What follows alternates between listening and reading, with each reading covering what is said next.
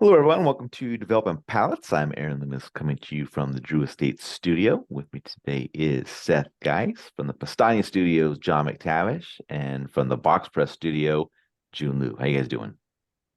Pressed Pressed. Oh no. and Paustanied. Paustanied. Postani. That's I right. feel like I'm a box and a bear. All right. So today we are talking about the Villiger de Nicaragua Edición Limitada 2022.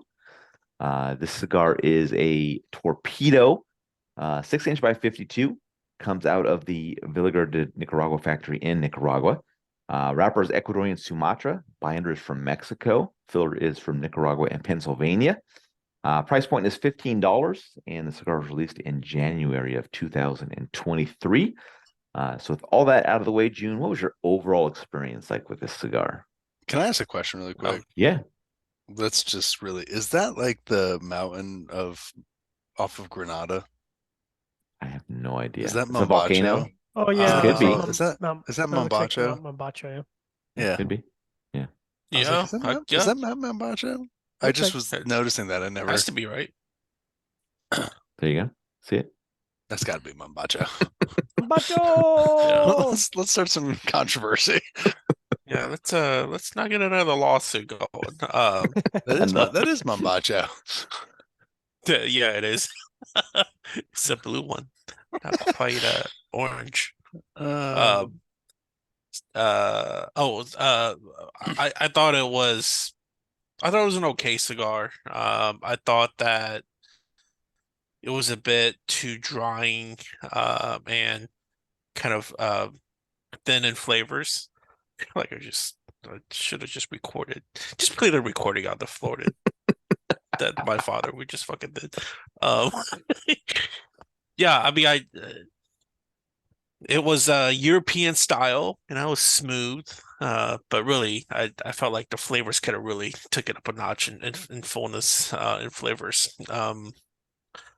Yeah, which is such a you know, dichotomy of like you calling this a Nicaraguan, because typically when I think about Nicaraguan cigar, I think that it's going to give me some, heft, right? Mhm. A bit of a punch. But this was quite the opposite of that, where it was really light, smooth, dry, and, kind of flavorless. All right, Seth, what were your thoughts? well, I loved it because it was a European Nicaraguan. So, listen, I thought it was actually a rich cigar. Medium strength and body, cereal, spices, chocolate, coffee beans, some raisin qualities. Um, got some peanuts in the second third. And then just kind of finished with some like chocolate, coffee, pepper spice notes. Medium full strength and body. Really good burn and yeah, good draw. John? Well, I want to start out by throwing some shade at my fellow panelists on the pre-light, which we don't factor into the price. But I just want to be a dick here and be like, listen, it's got two bands. It's a torpedo shape. It's box pressed. Make sure What you're naming more- names here, John. Both Seth and Jiunn. I want to make sure I'm not included in this. Seth What- and what do we Jiunn. say? That's down. What What- more do you want to elevate a cigar from good to very good? It's got two bands. It's a Pull it up. torpedo shape. Pull it up. It's Pull up that box photo. pressed. I gotta What write more it do you down. want? Do you want a little? The Do you want box a little press. ribbon? Little No. like some gold dust. This isn't art, okay, John. This isn't a fucking Look, I checkbox. look at I don't this. know I what to can tell I you. can look at the Look cigar. at this cigar. You know why? You want to know why? You want to know why this is? Do you want to know 'Cause one you of the hate reasons blue? why? Do you hate blue? Do you hate Mount First, Mombacho? I didn't like how the locations of the band were, and I really don't like how Oh, the interesting. the torpedo was tapered. I thought it was just Wow. way too tapered, and it's too Wow. dramatic. Mm. And what it does is, Find it threatening? no, it's not threatening at all. It's just you have to cut off so much of the cigar. Right. Not if you V cut. Gosh, just go on. Whoever was next. Now that I'm just done. Seth, do you also not enjoy Padrones? I don't really enjoy Yeah, it. Padrone's actually Yeah, has that no. really nice. Yeah. But Seth and I definitely align when it comes to flavor profile. I agree. It is a sexed up European style. It's like if someone from Greece came over to California and they had a love child. Well, I guess they'd have to go to Nicaragua, but you get where I'm going with this. It's just it's a European with a little bit more. It's like a V6 European. You know I what I was mean? gonna say like Gal Gadot and some Nicaraguan. There you go. There you go. Gal brings the sophistication, the hotness, and the Nicaraguan brings the the The power and sturdiness. the sturdiness. That early morning black coffee. I got a lot of the same flavor profile notes. Sweet creaminess, like this really nice creamy wood combination. And the nice thing about creamy wood is like you don't get that harshness from the wood. You don't get that sort of bitterness or dryness. It's really nice. I got some pretty punchy spices through the retrohale. Some chocolate. It was very dessert like through the first and second thirds. Profile is pretty consistent there. I did find it lost a little bit in the last third. It started out kind of sweet, spicy wood, but then that wood kind of took over the profile and it just kind of receded a little bit. Interestingly enough, I differ from Seth because my burn was perfect, but I had a really snug, really resistant draw. And sometimes I get that off the start with torpedoes, and then it just kind of, it's fine. But this was packed pretty tight, so unfortunately, I had to dock it pretty aggressively for the draw. So, what are you gonna do? I still enjoyed it. Aaron, what was your experience like? Yeah, for me, this cigar started with a very light combination of cedar and black pepper. Cedar gained a toast note fairly quickly, and then some mustiness and earth joined a bit later. Second third saw some minerality join in, and the final third saw the black pepper depart. The cigar had a pretty muted flavor profile through the first half, and then became fuller in the second half. Overall, the flavor profile was pretty average. Didn't really bring anything that captured my attention.